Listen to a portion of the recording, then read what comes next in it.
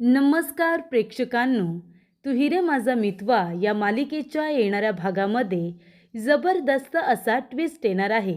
तर प्रेक्षकांनो, येणाऱ्या भागामध्ये सुप्रियाने पत्रकारांची भेट घेताच 17 वर्षांपूर्वीचा तो व्हिडिओ तिच्या समोर आलेला असतो.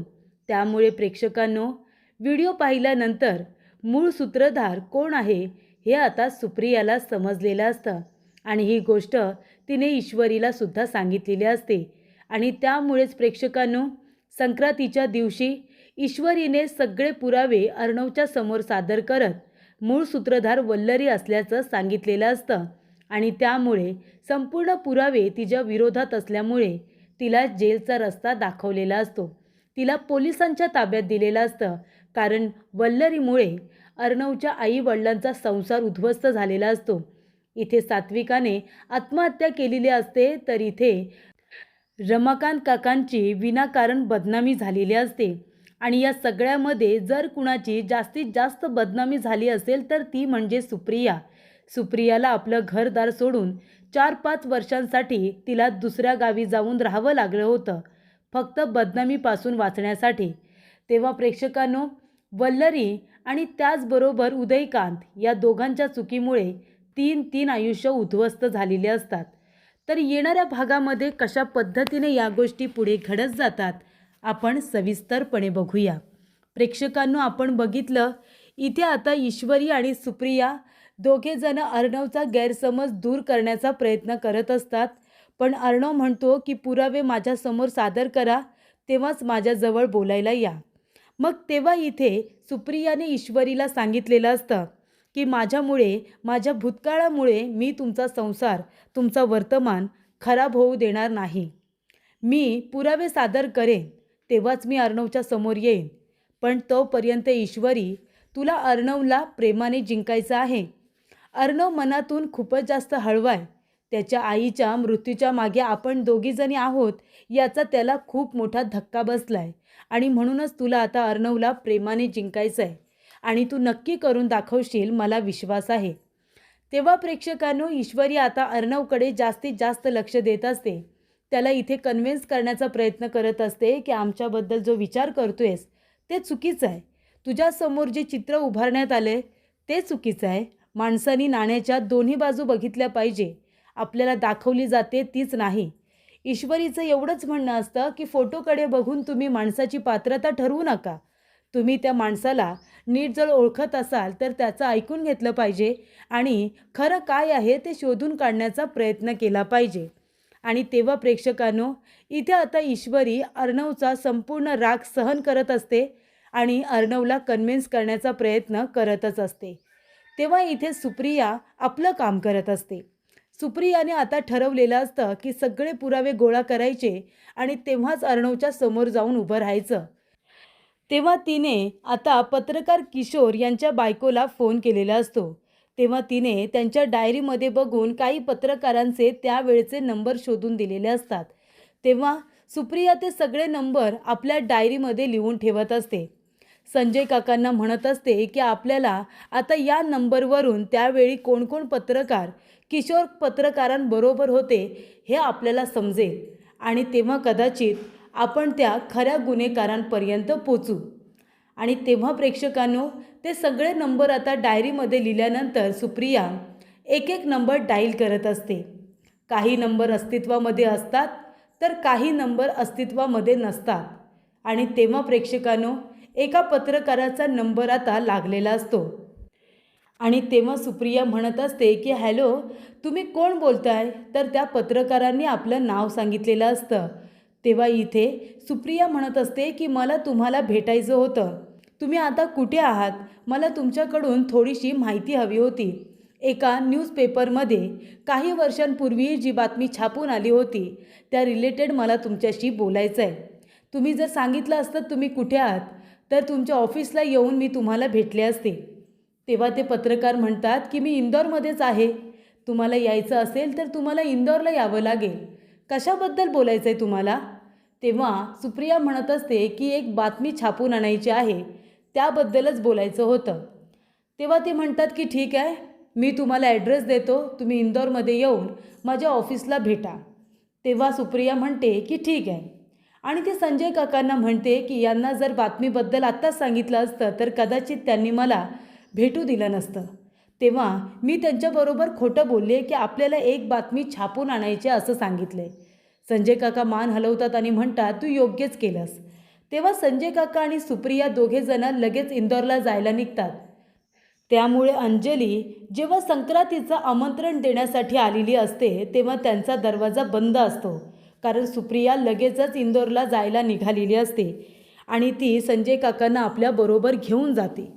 तेव्हा प्रेक्षकांनो, आता इंदोरला जाऊन तिला लवकरात लवकर काही पुरावे मिळत आहेत का ते बघायचं असतं. आणि तेव्हा इथे ईश्वरी मात्र आता संक्रांतीची छान तयारी करत असते. वल्लरीला तर तिने धडा शिकवलेला असतो, कारण वल्लरीला तिने आता खास खुजलीची पावडर तिच्याच अंगावरती टाकून तिला बरोबर धडा शिकवलेला असतो. आणि एका बाजूला ती आता अर्णवला कन्व्हिन्स करत असते की सात्विकाची साडी मला नेसू दे. आणि तेव्हा अर्णव तिला नको म्हणतो, तर इथे आजी अर्णवला समजावते. सात्विकाची इच्छा होती की तिच्या सुनेने पहिल्या संक्रांतीला तिची साडी नेसावी. मग तुझ्या आईची ही इच्छा पूर्ण व्हावी असं तुला नाही वाटत का? तेव्हा इथे अर्णवचा नाईलाज होतो. आजीची आणि आईची एकच इच्छा आहे की ईश्वरीने ती साडी नेसावी. तेव्हा अर्णव म्हणतो ठीक आहे, जर आता तुमच्या दोघींची सुद्धा तीच इच्छा आहे तर मी काही नाही बोलणार. तेव्हा ईश्वरी इथे सात्विकाची साडी नेसायला आता तयार झालेली असते. अर्णवने परवानगी दिलेली असते. तेव्हा सुप्रिया इंदोरला पोचल्यानंतर ती त्या ऑफिसला बरोबर जाते ज्या ऑफिसचा ॲड्रेस त्या पत्रकारांनी दिलेला असतो. तेव्हा आता सुप्रिया म्हणत असते की नमस्कार, मी तुमचा थोडासा वेळ घेणार आहे, प्लीज माझं नीट ऐकून घ्या, मला समजून घेण्याचा प्रयत्न करा. तेव्हा इथे संजय काका व्हीलचेअरवरतीच आलेले असतात. सुप्रिया म्हणत असते की मी इथे काही कारणास्तव तुम्हाला भेटायला आले.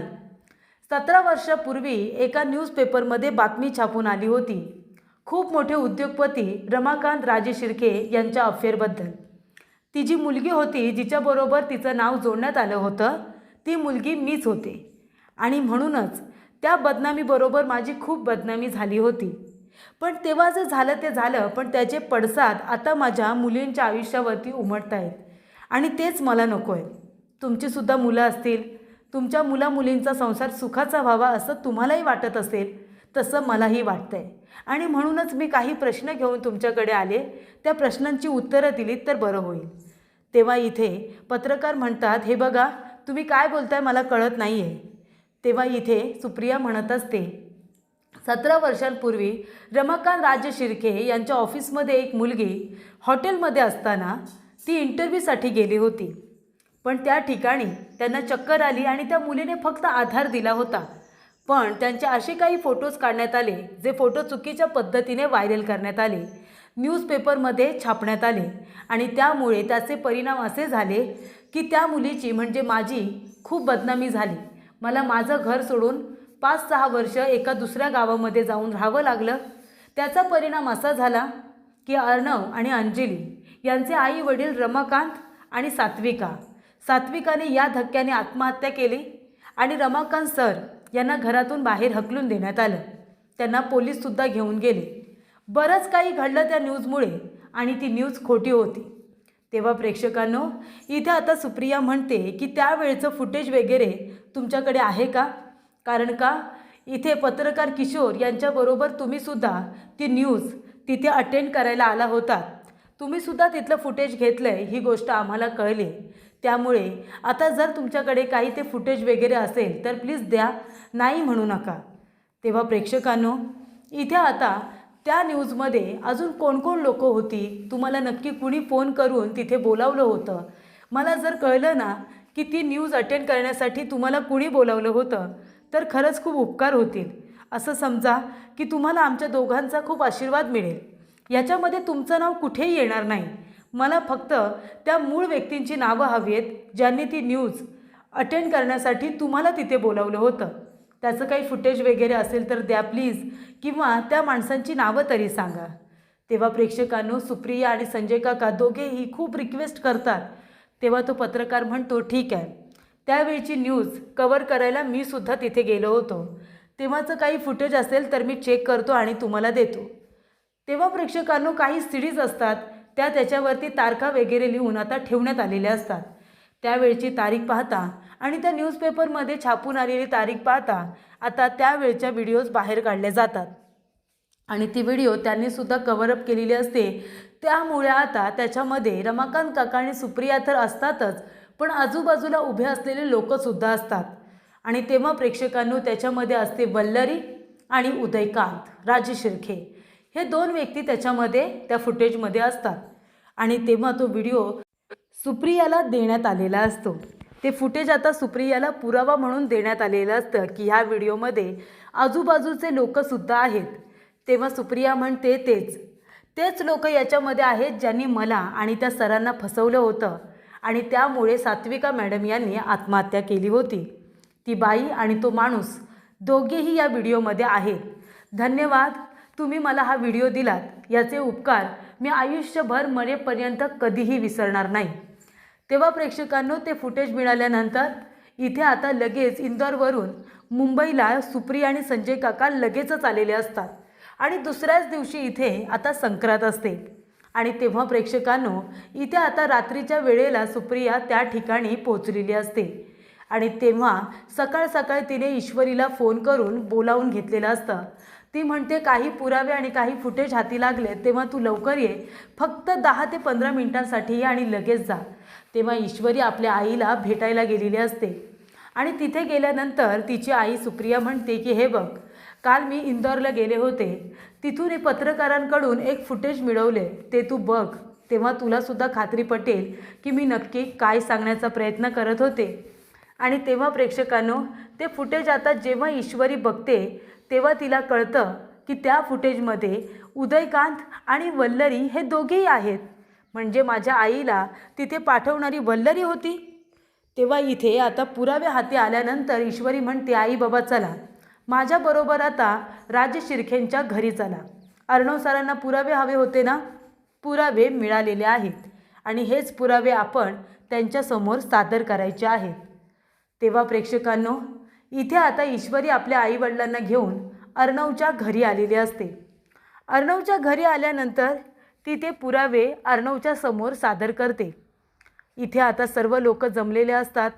संक्रांतीचा दिन असतो आणि सगळे तिथे आनंदाने एकत्र आलेले असतात आणि तेव्हा वेळ आलेली असते ती घरातली इथे वाईट शक्ती, निगेटिव्हिटी बाहेर काढण्याची. तेव्हा वल्लरीच्या विरोधामधले सगळे पुरावे ईश्वरी अर्णवच्या समोर आता सादर करते. ती इथे TV स्क्रीनवरती ते पेनड्राईव्ह आता अटॅच करते आणि म्हणत असते की अर्णव सर, तुम्ही मला आणि माझ्या आईला गुन्हेगार ठरवून मोकळे झालात ना, पण तुम्ही एका गोष्टीचा विचारच केला नाहीत की आम्हाला हे सगळं करून काय मिळणार होतं.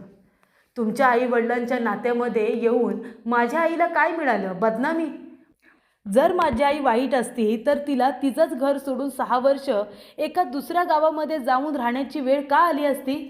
तिने इथे तुमच्या आईची जागा घेण्याचा प्रयत्न केला नसता, पण माझी आई तशी नव्हतीच मुळात. तेव्हा प्रेक्षकांनो इथे आता ईश्वरी म्हणत असते की तुमच्या आईवडिलांचा संसार उद्ध्वस्त करण्यामागे माझ्या आईचा हात नाही आहे, तर तुमच्याच एका घरातल्या व्यक्तीचा हात आहे. आणि ती व्यक्ती कोण आहे हे जर तुम्हाला कळलं ना, तर तुमच्या पायाखालची जमीनच सरकेल. तेव्हा इथे अर्णव म्हणतो, कोण होती ती व्यक्ती आणि काय बोलतेस तू? तुझ्याकडे काय पुरावे आहेत तू बोलतेस ते सिद्ध करण्यासाठी? तेव्हा ईश्वरी म्हणते, माहिती आहे मला, तुम्ही पुराव्यांशिवाय कुठल्याही गोष्टीवरती विश्वास ठेवत नाही, म्हणूनच पुरावा माझी आई इंदोरवरून घेऊन आले आणि तो पुरावा आता मी तुम्हाला इथे दाखवणार आहे. कितपत विश्वास ठेवाल माहिती नाही, पण तरीसुद्धा प्रयत्न करा. तेव्हा प्रेक्षकांनो ते फुटेज आता तिने पेनड्राईव्हला अटॅच केलेलं असतं आणि ते व्हिडिओ आता जेव्हा प्ले होतं त्याच्यामध्ये आता रमाकांत सर आणि इथे सुप्रिया हे दोघेजणं कुठल्या पोझिशनमध्ये असतात ना हे सुद्धा ईश्वरी दाखवते. ती म्हणते, बघा तुमच्या वडिलांकडे, ते बिचारे बेशुद्ध आहेत पूर्णपणे आणि माझी आई इंटरव्ह्यूला गेली आहे, कावरी बावरी झाले, एवढ्या लोकांना समोर बघून घाबरली आहे ती म्हणते मी काही नाही केलं, त्यांना चक्कर आली, पण कुणीही विश्वास ठेवला नाही. नंतर माझी आई उठून उभी राहिले आणि तुमचे वडील तसेच तिथे पडूनसुद्धा राहिलेले आहेत आणि आजूबाजूला बघा कोण आहे. तेव्हा वल्लरी मामी आणि उदयकांत शिखरे हे सुद्धा आता त्या व्हिडिओमध्ये दिसलेले असतात. तेव्हा प्रेक्षकांनो, इथे आता वल्लरीला बघितल्यानंतर सगळ्यांच्या पायाखालची जमीन सरकते. तेव्हा ईश्वरी म्हणते की माझ्या आईला फसवण्यामागे तुमच्या मामीचा खूप मोठा हात होता. तेव्हा इथे सुप्रिया म्हणत असते की तुमचा विश्वास नाही बसणार, पण याच बाईने मला रमाकांत सरांच्या केबिनमध्ये पाठवलं होतं इंटरव्ह्यूसाठी आणि त्यानंतर तिने माझीच बदनामी केली. तेव्हा प्रेक्षकांनो, इथे आता ईश्वरीने बरोबर संक्रांतीच्या दिवशी वल्लरीच्या विरोधातले सगळे पुरावे अर्णवच्या समोर सादर करत इथे सुप्रियाला निर्दोष सिद्ध केलेलं असतं. तेव्हा वल्लरी तिथे काय करत होती आणि तू का तिला इंटरव्ह्यूसाठी पाठवलंस, असे प्रश्न आता मामांनी आजीने तिला विचारलेले असतात. आणि तेव्हा प्रेक्षकांनो, सुप्रिया म्हणत असते की अर्णव कधी कधी दिसतं तसं नसतं. तो फोटो बघून तू त्या फोटोला खरं मानलंस, पण नक्की त्या फोटोमागे काय सत्य आहे ते मला विचारण्याचा प्रयत्न न करता गुन्हेगार ठरवून मोकळा झालास. अशा रीतीने प्रेक्षकांनो, इथे आता सुप्रियाने योग्य वेळेवरती पत्रकाराची भेट घेऊन ते फुटेज मिळवलेलं असतं आणि ईश्वरीने ते सगळे पुरावे आता इथे वल्लरीच्या विरोधातले अर्णवच्या समोर सादर करत इथे वल्लरीला पोलिसांच्या ताब्यात द्यायला सांगितलेलं असतं. कारण तिने केलेला गुन्हा काही छोटा मोठा नव्हता.